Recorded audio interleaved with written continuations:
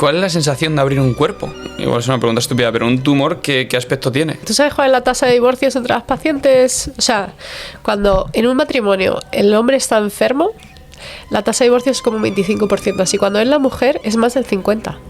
Aunque hayas pasado un cáncer, siempre te queda el miedo. Oye, voy a ir a la revisión, me van a decir que vuelvo a tener cáncer. Entonces yo siempre les digo, si el miedo es solo cuando vienes aquí o alguna vez que se te pasa el pensamiento y eres consciente de lo que has pasado, está bien, pero si el miedo te impide vivir, hay que tratarlo. La gente que dice, tengo miedo a tener un cáncer, o me quiero quitar la otra mama porque me da miedo volver a tener un cáncer. Y yo le digo, mira, Ostras. la cirugía, mi bisturí no trata el miedo.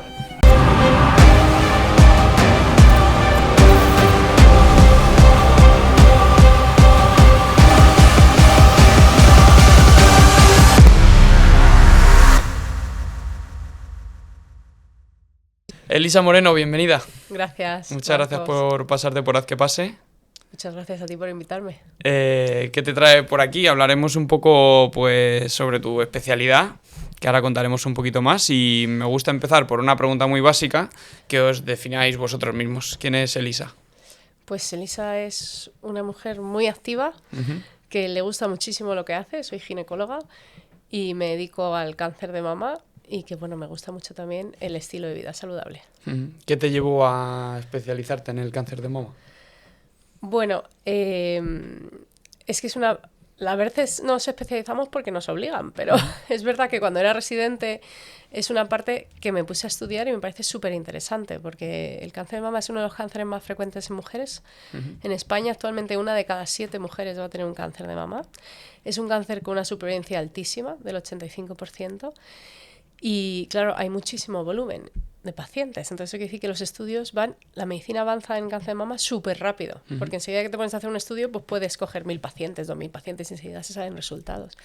Y sobre todo que la supervivencia, al ser tan alta, hay muchísimas supervivientes de cáncer de mama que dejamos con secuelas y que tenemos que procurar que su calidad de vida sea excelente o lo mejor posible una vez que las tratamos. ¿Y cuál es tu rol como ginecólogo dentro de todo el proceso?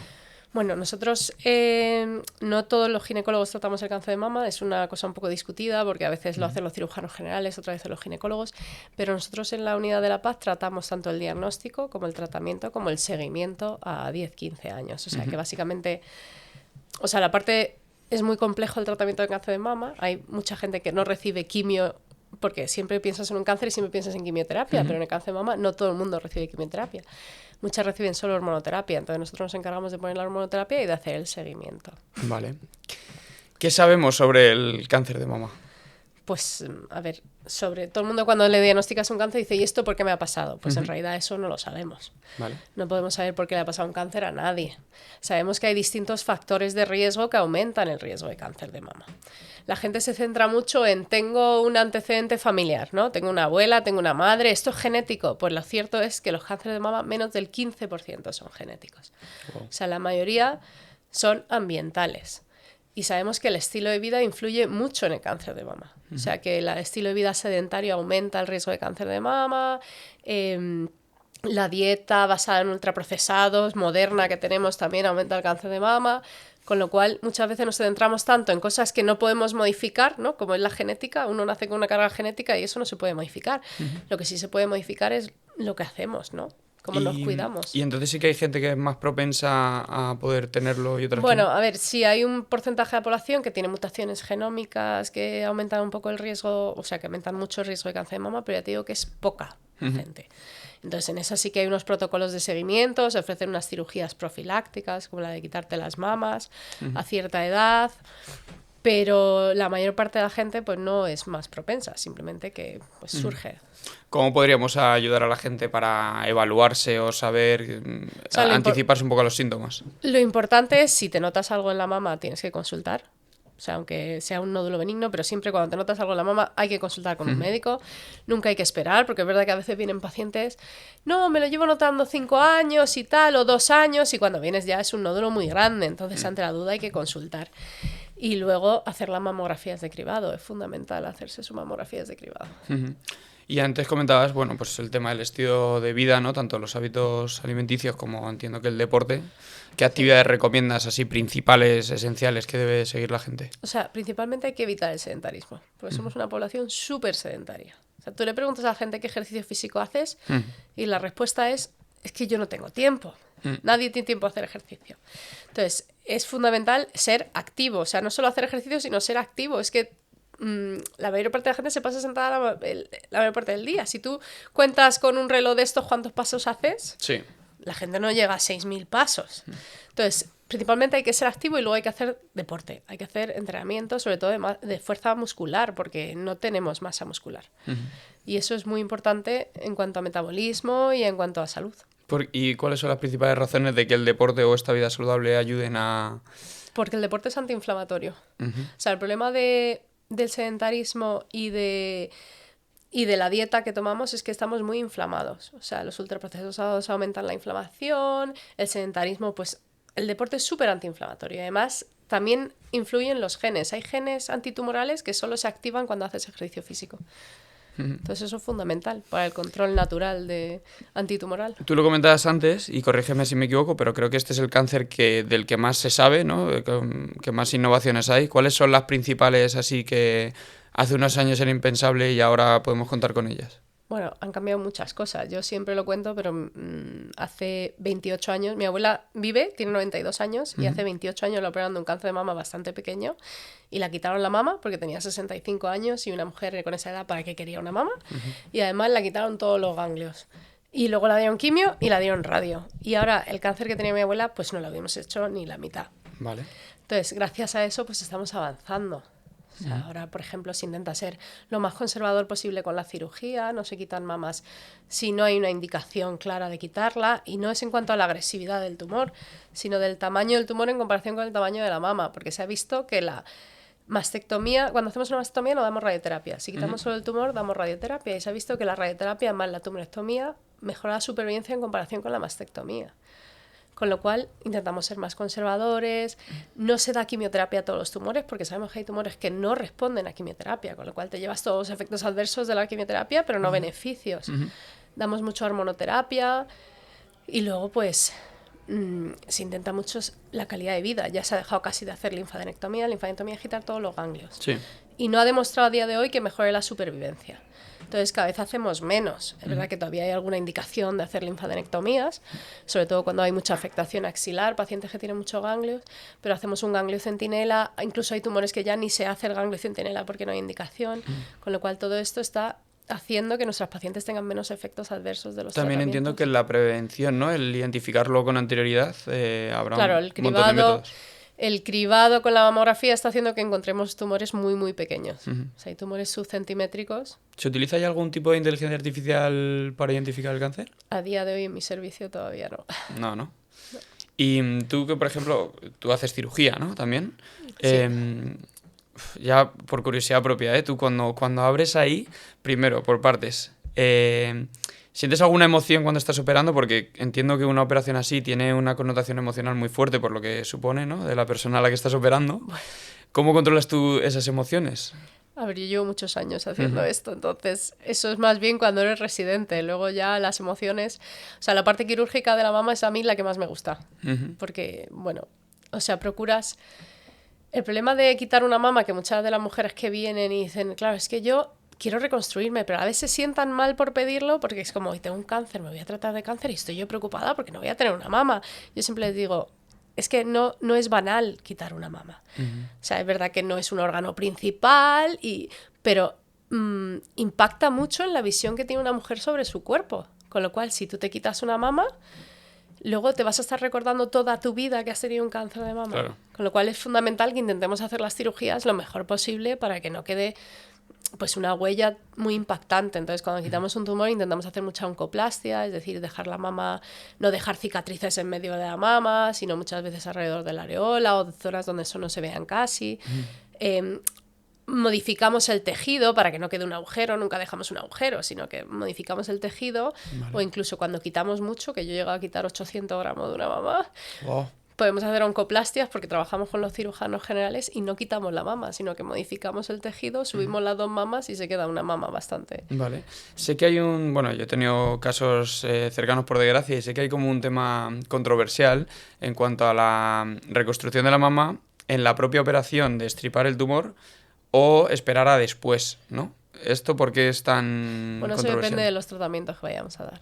O sea, y del cirujano plástico que tengas al lado.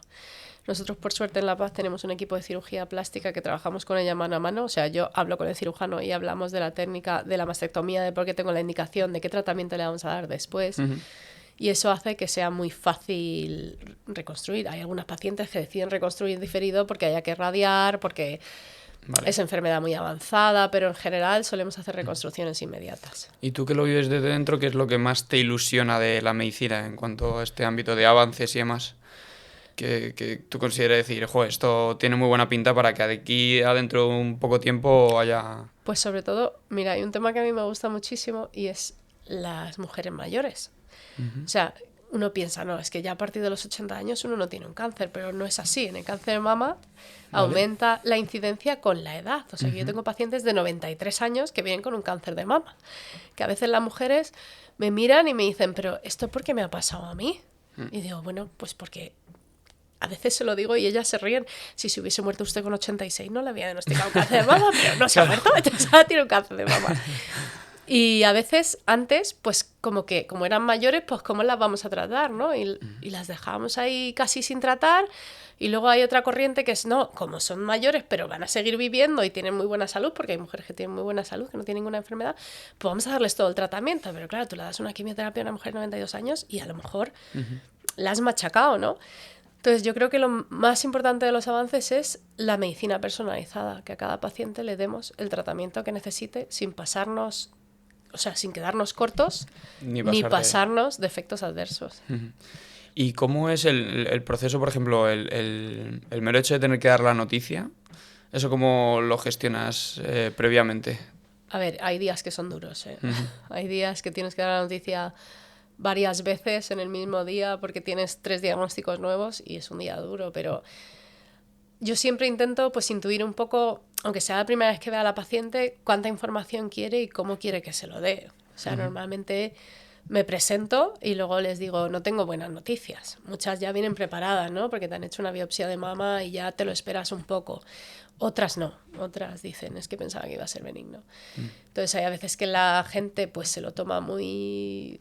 O sea, está tranquila y te escucha y tal, y otras veces que evidentemente es un drama, porque cuando le tienes que decir a una mujer embarazada que tiene un cáncer de mama, pues es bastante duro. Pero bueno, siempre hay que, yo creo que intentar intuir lo que la paciente necesita. Sí, además entiendo que también la actitud es un punto bastante importante para cómo tomar la enfermedad, ¿no? Que ayudará muchísimo para el pre, el durante y el post. Yo siempre intento ser lo más positiva posible. O sea, intento ser siempre positiva, porque creo que lo negativo, o sea, no te ayuda que yo te diga, hombre, pues tiene muy mal pronóstico, lo más probable es que vaya mal. No, yo creo que hay que ser lo más positivo posible porque también cómo enfoques tú la enfermedad, como dices tú, es muy importante. Cuanto más positivo seas, mejor va a ir. Porque todos los síntomas te lo vas a tomar mejor, porque vas a ver el lado bueno, si tiene algún lado bueno. Sí, luego también entiendo que en una planta de oncología habrá todo tipo de perfiles de personas, ¿no? Gente que lo esté llevando con una positividad increíble y se le vean claros avances, y gente que esté un poco más triste y... Bueno, es que en el mundo de la medicina, cuando tú ves que una paciente ya ha tirado la toalla, porque a veces eso se ve, hay pacientes que tiran la toalla, entonces ya sabes que van a ir mal. Por eso es mejor ser positivo y siempre dar ánimos positivos. Vamos a superar esto. Y desde el principio hay gente que te encuentras que desde el minuto 1 ya está súper positivo con decir, bueno, pues... Yo tengo pacientes que son dignas de admirar. Y claramente ves que luego en el resultado... Bueno, tuve una que siempre ha sido súper sonriente, súper positiva. Bueno, pues esto me ha pasado, que tenía metástasis al diagnóstico hace 4 años, sigue viva, sin signos de enfermedad, y sigue siendo tan positiva que es que, o sea, es que a mí me da un chute de energía cuando la veo, ¿sabes? Es como qué mujer. Sí, que además entiendo que justo esta era la otra duda que quería decirte. Tú que trabajas en una profesión en la que emocionalmente es tan fuerte todo, tanto lo bueno como lo malo, ¿cómo te afecta eso luego en tu día a día? ¿Consigues gestionarlo bien? Yo es que desde el principio intento dejar el trabajo en el trabajo. Y luego fuera del trabajo, o sea, por ejemplo, yo, una chorrada, pero yo no veo películas dramáticas. O sea, es imposible. Yo veo comedias románticas, series absurdas, o sea, no veo ninguna película profunda, porque yo para ver cosas dramáticas me siento en mi consulta. Claro.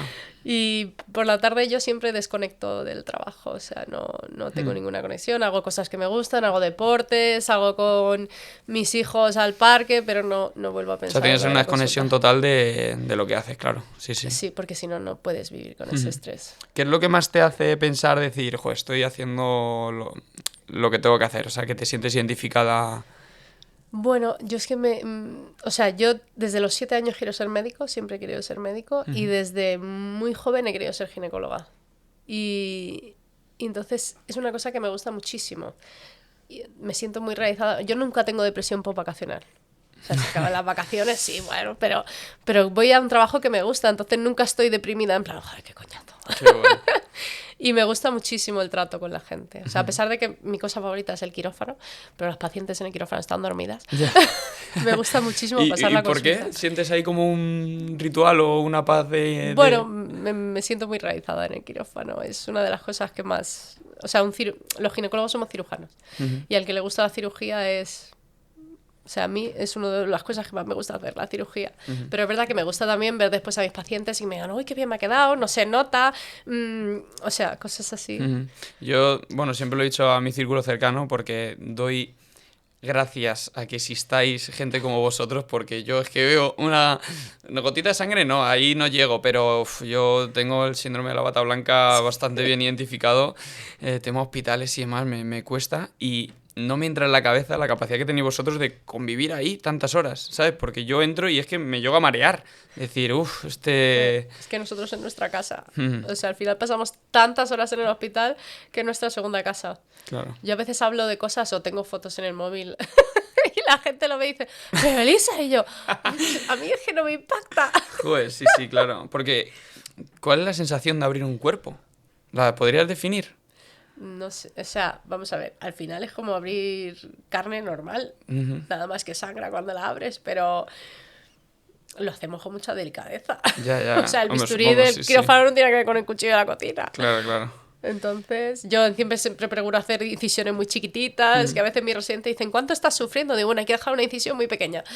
Qué bueno. Sí, porque claro, cada vez entiendo que será mucho más estético, ¿no? Sí, eso es lo que nos preocupamos mucho por nuestras pacientes, que sea lo más estético, que se les vea lo menos posible y así no tengan que acordarse siempre de que Qué han tenido bueno. un cáncer de mama. Porque esto ya es, igual es una pregunta estúpida, pero un tumor, ¿qué aspecto tiene? Pues, a ver, la mama es grasa. O sea, que tú abres y solo ves grasa. Vale. No es como el hígado, ¿no? Que tú lo abres y ves un hígado, sino que es grasa. Entonces, normalmente ahora operamos cánceres tan pequeños que no vemos nada. Vale, Pero lo que se ve es un tejido blanco duro, vale. más Rollo- consistente que el resto de la mama. Vale.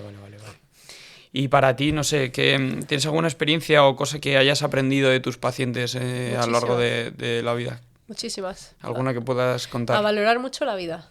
O sea, la gente se centra muchísimo en el trabajo, todo el día en el trabajo, es que no llego, es que tengo que meterme en el email a las 12 de la noche, pero tú cuando te jubiles, nadie se va a acordar de ti a los 10 minutos.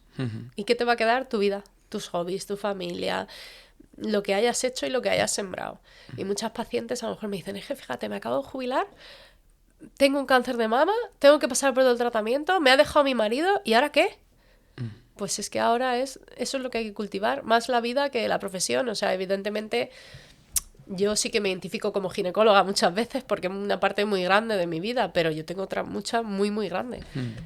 Sí, perdemos mucho la perspectiva en cuanto estás en el día a día y lo malo es que nos tienen que venir malos momentos para Ya, normalmente darnos sí. cuenta de eso, ¿no? Y yo creo, no sé si es que el cerebro o el ser humano funciona un poco así, pero es verdad que es como que cuando viene un palo gordo de lo que sea, en ciertas escalas, te empiezas como a replantear todo y haces cambios de vida y demás, y dices, joder, pues podría haberlo hecho esto antes, mientras estoy Pero bien, yo ¿no? creo que es un poco porque entramos como en la rueda, ¿no? Está todo el mundo obsesionado, metiéndose en el email, mandándote emails a las 12 de la noche. Mis compañeros de trabajo saben que yo, fuera del trabajo, no contesto WhatsApps ni emails, porque estoy haciendo cosas. O sea, a mí a las 10 de la noche no se me ocurre coger el ordenador. Claro. Me pongo a hacer punto a veces porque me he enganchado a bordar. O sea, me encanta hacer cosas que... Me encanta cocinar. Me encanta hacer deporte. Yo, por ejemplo, eso no cedo. Cuando dice la gente, yo no tengo tiempo. Pues mira, yo es que hoy voy a salir a correr. Entonces, tengo que hacer otras muchas cosas. Pero la hora de salir a correr, esa no voy a cambiarla por nada. A lo mejor no voy a la compra, pero... Sí, es una cuestión de prioridades. Aquí Claro. un poco el haz que pase del podcast y demás y trato de invitar a eso, ¿no? Que al final es el hábito que tú te quieras poner. Porque yo, por ejemplo, a mí nunca me había gustado leer y siempre me ponía la excusa de pues es que no tengo el tiempo y tal. Y luego, en verdad, ves, en el metro hay gente que va con el TikTok y hay gente que va con libros. O sea, tú buscas el hábito que tú quieras, la preferencia que tú quieras. O sea, que sí que lo puedes hacer. Lo único es que te apetezca interiorizarlo.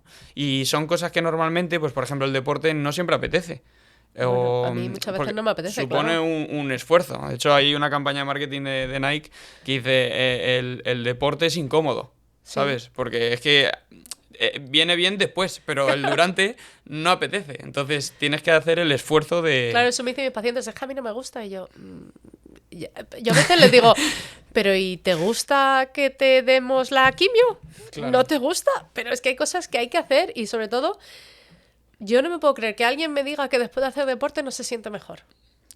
O sea, Nada, es imposible. Claro. Porque te da un bienestar, el cuerpo empieza a modificarse si coges una rutina.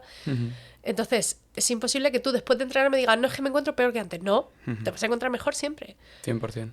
Y además es que los estudios en el cáncer de mama con los tratamientos producimos muchas veces cansancio, pero muy físico, muy crónico. La radioterapia sobre todo, la quimio, las pacientes te dicen que están cansadas. Pero es un cansancio interior. Y todos los estudios dicen que el ejercicio físico mejora el cansancio. Claro, yo le digo a mis pacientes, es que tienes que hacer ejercicio. Y me dicen, no, es que no has entendido, es que te he dicho que estoy cansada. Y digo, ya, sí, yo sé que estás cansada. Pero Claro. otra cosa que pasa es la pérdida de masa muscular. Tú estás en reposo, das muchos tratamientos, disminuye la masa muscular y al final hay gente que se muere por caquexia. O sea, porque no tiene suficiente masa muscular. Entonces, es fundamental entrenarla. Además, está visto que a partir de la menopausia la mujer pierde un 1% de masa muscular al año. O sea, que si no la entrenas es que la vas a perder simplemente Sí. por vivir. Entonces, es que es fundamental entrenar. Sí, además que yo, por ejemplo, me leí recientemente la biografía de Steve Jobs y ya no hace falta a lo mejor correrte una maratón, que igual se piensa la gente que tienes que ir a CrossFit y matarte el cuerpo, que él, por ejemplo, habla de que, bueno, todas las decisiones importantes de su vida, todas, cual fuera, se daba un paseo para tomarlas. Porque también, igual hay un montón de estudios que demuestran que el cerebro, pues, Mejora, sí. te ayuda a la creatividad, desestresa decisiones, porque, bueno, lo tienes más aireado, está como funcionando en otra cosa y la actividad al final es lo que hace. Entonces habrá gente que diga, pues no puedo correr 10 kilómetros ya, bueno, pues empieza a dar todo un paseíto o 10 Es que ese es el problema 10.000 de la pasos. gente. Que nosotros nos proponemos, mira, yo tengo que entrenar 3 veces a la semana, tengo que levantar 100 kilos y tengo que dejar el azúcar y tengo además que comer frutas y verduras. O sea, queremos hacer todo A la vez. mañana. Entonces, ¿qué pasa? Que mañana no lo hacemos. Entonces, joder, ya no lo puedo hacer. Entonces ya no voy a hacer nada. Yo a todas las pacientes les digo, y lo dice mucho Marcos Vázquez, empieza con objetivos pequeños. Claro. O sea, proponte, no sé, ¿qué haces? 1000 pasos, esta semana 2000. Entonces, cuando llegue el domingo y has visto, "Jo, es que todos los días he hecho 2000 pasos. Te sientes bien, ponte otro objetivo. El problema es que, claro, como queremos hacer todo, nos abrumamos y no terminamos por no hacer nada. Sí, no recuerdo con quién de los invitados lo hablé esto, pero yo decía esto, ¿no? Que yo me he dado cuenta que, por ejemplo, en el mundo empresarial, ¿no? Tú para hacer una empresa tienes que hacer un plan de negocio, ¿no? Porque al final tu objetivo principal es que la empresa funcione, que eso genere beneficios. Vale, entonces te haces tu plan de negocio y te haces tu planificación estratégica, ¿no? De aquí a aquí hay que llegar a este objetivo, de aquí a aquí a este. En la vida no hacemos ninguna planificación estratégica, nos pasamos la vida viviendo con lo que nos lleva a la corriente de lo que nos han dicho de, pues en el tema del dinero, ahorrar, no tenemos ni idea de ahorrar. Pero bueno, es que yo voy viviendo y tal, en la educación saludable igual. Y yo creo que la gente, si consiguiese hacerse una planificación de, pues por ejemplo, quiero adelgazar 5 kilos de aquí a un año, ¿vale? Pues en una semana no es 1 kilo, en una semana son 10 gramitos, me lo estoy inventando, ¿no? O sea, es progresivo.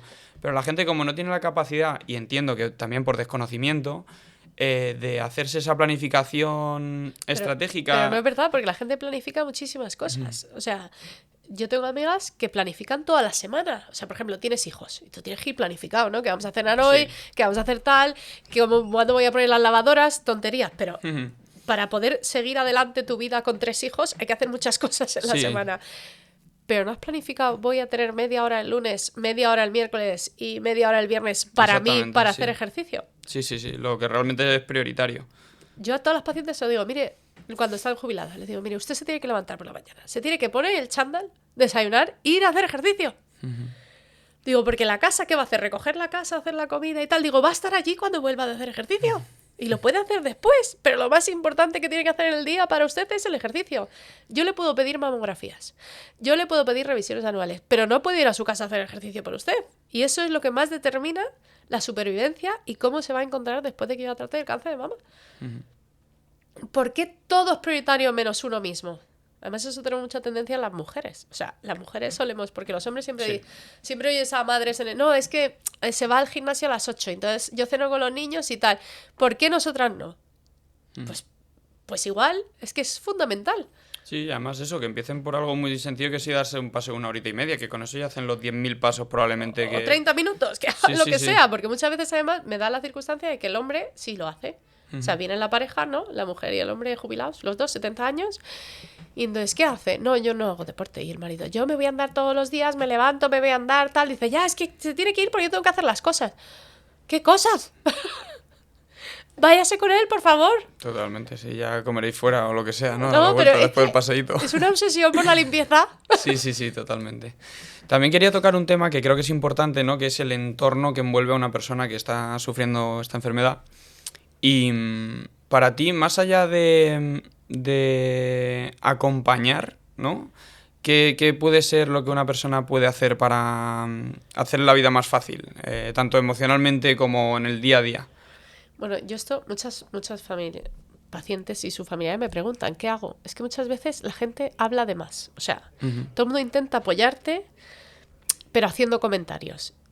Y hay muchos pacientes que dicen, es que me agobian. Claro. Con cómo estás. O sea, a veces acompañar es simplemente estar al lado y que te pidan lo que necesiten.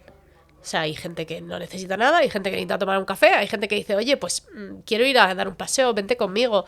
Pero lo que hace la gente alrededor normalmente es agobiar y preguntar y cómo estás, y se te ha caído el pelo y las cejas y entonces cómo te encuentras. Y entonces la gente dice, jo, es que no sé cómo me encuentro. Y muchas veces lo que pasa a las pacientes es que cuando yo te digo que tienes un cáncer y te digo que tienes que hacer tratamiento, pues imagínate, quimio, luego la cirugía, luego la radioterapia, pues tú te pones en la rueda del tratamiento y sabes lo que tienes que hacer, porque mañana tengo que ir a quimio, luego tengo 20 días, luego tengo que volver a ir, luego me tienen que operar, luego me tengo que dar la radioterapia, pero luego se acaba el tratamiento. Y ya te dicen, no, ya está, ahora te vamos a hacer revisiones. Y ahí es cuando tienen un bajón y que muchas veces la gente no entiende. O sea, a su alrededor a mí me dice, es que mi madre no entiende y mi marido no entienden por qué yo ahora me siento deprimida cuando he terminado el tratamiento. Y entonces encima me dicen que tengo que estar contenta, que ya no tengo tratamiento, que tal. Y entonces me agobio todavía más. Tú tienes un objetivo, ¿no? Lo que estábamos diciendo. El ser humano tiene un objetivo. Y cuando te diagnostican un cáncer, tu objetivo es tratarte y curarte. Pero claro, de repente no tienes tratamiento y el objetivo sea... Y encima estás cansada, tienes muchos efectos adversos, todavía no te encuentras lista para ir a trabajar, pero todo el mundo te dice, ¿y por qué no te vuelves a trabajar? A lo mejor estás deprimida porque no estás trabajando. O sea, hay que dejar a la gente su tiempo, porque muchas veces como que no interiorizan lo que te ha pasado hasta que no pasa un poco de tiempo después del tratamiento y te das cuenta que has pasado un cáncer de mama. Pero bueno, realmente acaba el periodo del tratamiento y como tú bien decías antes, ahora viene el post, ¿no? Que es igual de importante que todo lo que has pasado hasta ahora. O sea que realmente, enfocándolo desde ese punto, sí que tendrá un montón de cosas que hacer que todavía le quedan por hacer, ¿no? Claro, pero tienen que adaptarse a lo que han pasado y asumir muchas cosas y hacer nuevos objetivos. Nuevos objetivos de decir, tengo que vivir ahora porque... Aunque hayas pasado un cáncer, siempre te queda el miedo. Oye, voy a ir a la revisión, ahora voy a decir que vuelvo a tener cáncer. Entonces yo siempre les digo, si el miedo es solo cuando vienes aquí o alguna vez que se te pasa el pensamiento y eres consciente de lo que has pasado, está bien. Pero si el miedo te impide vivir, hay que tratarlo. Porque tenemos una tendencia a rumiar los seres humanos. Es decir, que coges un pensamiento negativo y lo tienes ahí en la cabeza y eso lleva a la depresión. Entonces sí que es verdad que hay que dejar al tiempo a la gente que se adapte y no decirle, bueno, no te quejes o ahora ya estás bien. Bueno, no sabes si está bien. Sí, es que hay como muchos actos que estaban una de las preguntas que tenía pensadas hacerte, ¿no? Que era...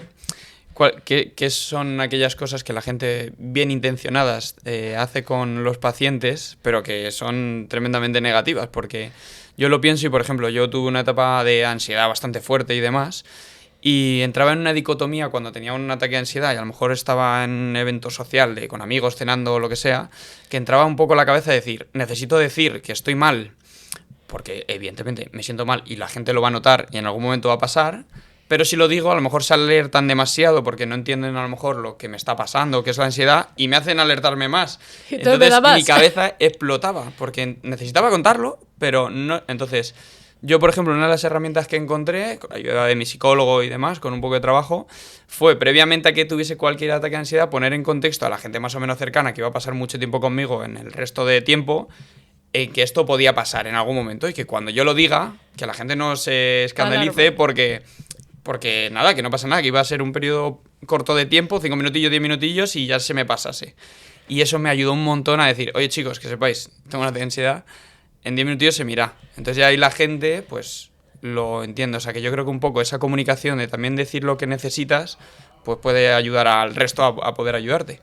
Claro, sí, pero bueno, a veces la gente no tiene esas herramientas, ¿no? Claro. Y es que son muchas cosas. O sea, son mujeres que, pues yo qué sé, que están trabajando, que tienen hijos, que tienen un marido, que tienen... ¿Tú sabes cuál es la tasa de divorcios entre las pacientes? O sea, cuando en un matrimonio el hombre está enfermo, la tasa de divorcio es como un 25%, así cuando es la mujer es más del 50%.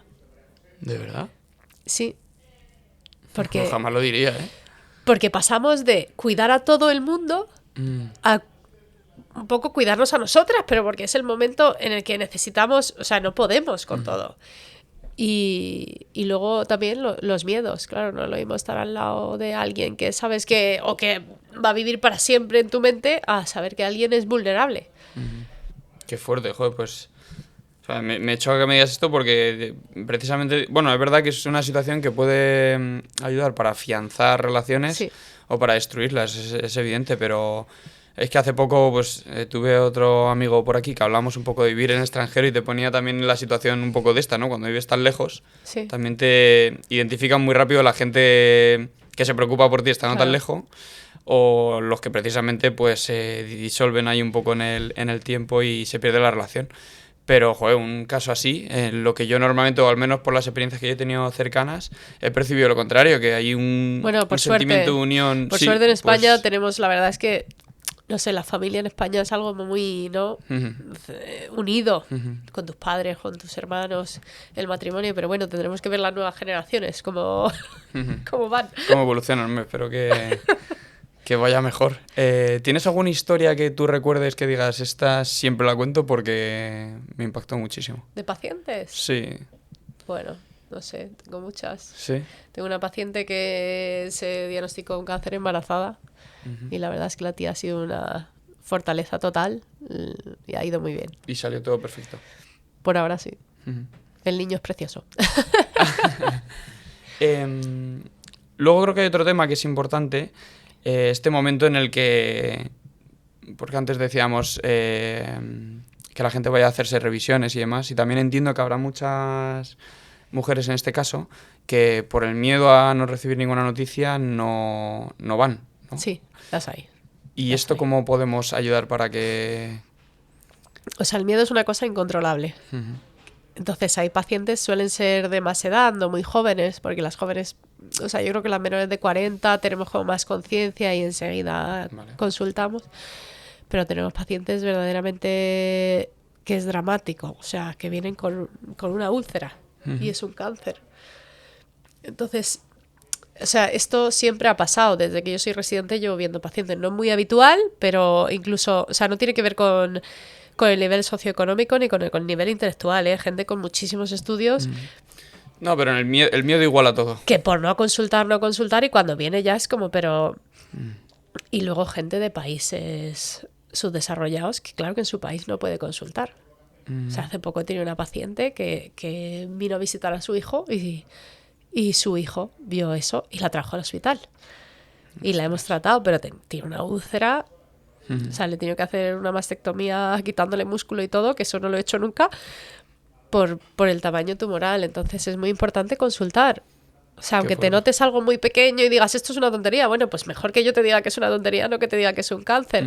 Y desde luego, si ves que crece, pero claro, es que esto es que el miedo no te ha permitido Totalmente, consultar. totalmente, sí, sí. Yo te lo digo que yo tengo el síndrome de la bata blanca y me pasa, ¿eh? O sea, yo para hacerme análisis me cuesta, pero es verdad que al final me obligo, que ya es tu análisis, con 29 años que tengo y he sido deportista toda mi vida, normalmente siempre me dicen, ya mi doctor a veces para relajarme, me dice, oye Marcos, nada, que te lo puedes volver a colgar en la pared, que esto es un cuadro. Pero para dejarme tranquilo, para que no le coja miedo, pero aún así la siguiente vez es verdad que... Bueno, mi marido es enfermero y tampoco le gusta hacerse analíticas, ¿eh? Sí, ¿verdad? Se marea. Es que que- dijo yo, madre mía. Pero no, me encantaría hablar alguna vez, no sé, con un psicólogo o psiquiatra, ¿por qué pasa esto? Porque realmente la hipocondría tendría que ser, Bueno, cada vez es más frecuente, ¿eh? pero Yo, tendría que ser cuanto antes lo sepa mejor. en mi consulta o sea, hay una cantidad de gente que tiene miedo a tener una enfermedad que en realidad no tiene nada y que es súper joven y que no le pasa nada Claro. y que está todo el día en la consulta, es como, no te pasa nada. O sea, esto ya es miedo, pero hay hipocondríacos que están todo el día en la consulta del Bueno, médico. sí, sí, sí, sí. Sí, sí, lo sé, lo sé. Es que creo que tengo esto, es que creo que tengo esto, que no tienen nada. No, y que al final te encuentran algo porque ya por tener algo, no sé, yo creo que también te tiene que dar un estrés de cortisol y demás cosas que al final enfermas de verdad porque estás tan preocupado. Bueno, generalmente enferman, sí, o sea, de depresiones y de tal, Claro, pero claro. es un tratamiento. Yo, por ejemplo, la gente que dice, tengo miedo a tener un cáncer, o me quiero quitar la otra mama porque me da miedo volver a tener un cáncer. Y yo le digo, mira, Ostras. la cirugía, mi bisturí, no trata el miedo. Yo te puedo quitar las dos mamas, pero no te voy a tratar el miedo, porque el miedo, cuando salgas de quirófano, va a estar ahí. El miedo lo trata un psicólogo. Yo trato el cáncer. Y no se ha demostrado que por quitarte la otra mama aumente la supervivencia, disminuye la recidiva ni nada. Entonces, Qué bueno. no tiene sentido que yo haga esto. Te podemos mandar al psicólogo para que te trate el miedo. Claro, claro, claro. Además es verdad que, joder, pues por ejemplo con el cáncer de mama, que lo que tú dices, ¿no? Que decías que las personas más jóvenes igual están un poco más Concienciadas, sí. concienciadas, pero, joder, que el cáncer de mama a día de hoy tiene una esperanza de vida de ¿cuánto? Bueno, se cura el 85%. Es que es muchísimo, ¿no? O sea, Sí. yo no estoy tampoco muy metido en todos los temas oncológicos, pero entiendo que será de O los sea, que siempre más... hay un porcentaje de tumores más agresivos y que se diagnostican más tarde y que, bueno, es inevitable porque al final estamos hablando de cáncer. Pero en general, si lo diagnosticas pronto y lo tratas... Y comparando ya con el resto de, por ejemplo, de Europa o de países, España, ¿qué tal está en cáncer de mama, pero en cualquier también de temas de tratamientos oncológicos? Bueno, somos punteros, claro, tenemos medios. La verdad es que sí. O sea, sobre todo, yo voy a soltar una lanza por la medicina pública porque muchas veces la gente dice, es que no me piden pruebas, es que no me piden no sé qué. Es que, mira, en la medicina pública pedimos lo que está marcado por protocolos internacionales. Ni más ni menos. No te vamos a pedir una prueba por si acaso si no está indicado, pero tampoco no te la vamos a pedir si tienes indicación. Y están todos los tratamientos punteros y no vamos a operar de más ni vamos a operar de menos, simplemente porque no voy a cobrar más por hacerte una mastectomía ni voy a cobrar menos. Yo voy a cobrar lo mismo. Yo te estoy haciendo el tratamiento que está indicado para tu cáncer. Porque hay gente que se lleva esa visión, ¿no? Yo me quiero quitar las dos mamas y resulta que vengo a la sanidad pública y no me quitan las dos mamas. No, no te quito las dos mamas porque sé que no mejora tu supervivencia y que no es beneficioso para ti. Entonces, los médicos tenemos una máxima, ¿no? Es que no hacer daño. Entonces, la gente está indignada. No me piden un PET-TAC. Es que me tengo que ir a la privada. Sí, porque no tienes indicación de un PET-TAC. Entonces, en la privada a lo mejor te lo hacen, pero aquí no. Ya. Porque sé que con tu tipo de cáncer, la probabilidad de que tengas enfermedad a distancia es tan baja que no tiene sentido que te pida un PET-TAC. Entonces, nosotros no estamos a la cola de los tratamientos, al revés. Bueno, estupendo. Vamos a pasar a una segunda parte del podcast que hago siempre, ¿vale? Que son una serie de preguntas rápidas. Vale. Y a ver qué te sale así. Lo puedes pensar, ¿eh? No hay No tengo tiempo. no hay problema. ¿Cuál es tu mayor miedo? Mi mayor miedo. Pues. No te sabría decir ahora mismo. ¿No? Perder la ilusión. ¿Un hábito que te haya cambiado la vida? El ejercicio físico regular. ¿El mejor consejo que te han dado? Pues. Luchar por lo que yo quiero. ¿Un error que repetirías por lo que aprendiste de él? Oh. Estudiar medicina. Vale. ¿Tu mayor logro? Pues. Yo creo que formar la familia que tengo. ¿Un propósito para 2025? Correr, me he propuesto correr. Odio correr y me he propusto correr. Correr sin general. ningún objetivo, ¿no? Sí, por salir a correr. Vale. Yo odio correr, me parece una tortura china. Ya somos dos. A mí me ha ido muy mal siempre el fútbol porque era de los que no corría y ahora me ha dado por correr. Yo puedo levantarte en peso muerto, pero no puedo correr. Así Sí, que me he ¿no? propuesto correr y por ahora no voy mal. ¿Un defecto que cambiarías? Mi carácter, tengo mucho carácter. Ujú. Soy muy impulsiva. ¿Para ti qué es el éxito? Sentirte realizado. ¿Qué te emociona profundamente incluso después de tantos años en tu trabajo? Pues cuando muchas veces con mis pacientes me echo a llorar con ellas. Con las distintas historias, ya sea porque me dan las gracias o ya sea porque les tengo que decir que tienen un cáncer y es dramático. Ujú. ¿Una frase o pensamiento que te repitas en días difíciles? Tú puedes. ¿Qué te gustaría que la gente sintiera después de escuchar esta conversación? Tranquilidad. O sea, tranquilidad ante el cáncer de mama porque puedes hacer cosas. Ujú. Muy bien, pues hoy ha sido un auténtico placer por la charla, ha estado genial, espero que podamos ayudar a mucha gente que la pueda escuchar y nos veremos en otra, seguramente que sí, Esperemos. en el futuro y ya te dejo un espacio para que mires a cámara y lances el mensaje que tú quieras. Pues yo creo que lo más importante es que te cuides, o sea, que hagas ejercicio, que comas bien, que no tengas miedo al cáncer de mama, sino a no cuidarte, porque el ejercicio físico disminuye el riesgo de cáncer de mama y eso lo han demostrado un montón de estudios. Así que haz que pase.